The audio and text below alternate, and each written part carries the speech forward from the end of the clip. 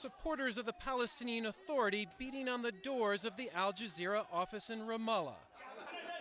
Their anger directed at the Arab News Network for its publication of leaked documents detailing Palestinian Authority negotiations with Israel over the past decade. CNN cannot independently verify the authenticity of the documents, but the details contained within were enough to draw people to the streets. They include an alleged Palestinian offer to relinquish claims on almost all of Israel's housing settlements in East Jerusalem, discussions about sharing control over the sensitive area of Jerusalem that houses the Al-Aqsa Mosque, and alleged plans for limiting the right of Palestinian refugee return in a final peace deal.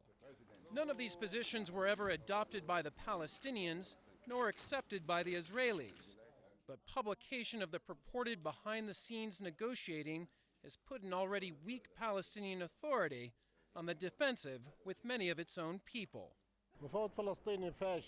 Our Palestinian negotiators are losers because of the Israeli stubbornness and because of the weak positions of the Arab and regional countries and the absence of Palestinian unity. Palestinian Authority officials say they will create a commission to look into the information within the documents, but that from what they've seen, there was nothing new, and they are accusing Al Jazeera of waging a political smear campaign. They fabricated the agreements and changed the events and cut a word from here and a word from there and attached pictures of people who have nothing to do with the negotiations, and they mixed it all together because this serves the prior interest of Al Jazeera, Abed Rabo told reporters.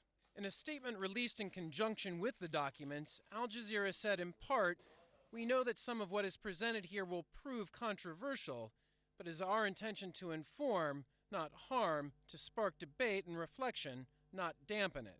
The timing of the document's release comes as the Palestinian Authority tries to convince the world to recognize a Palestinian state. The only way for any Palestinian leadership to recover and to handle its affairs from a strong position is to reunite again, is to end this conflict between Fatah and Hamas.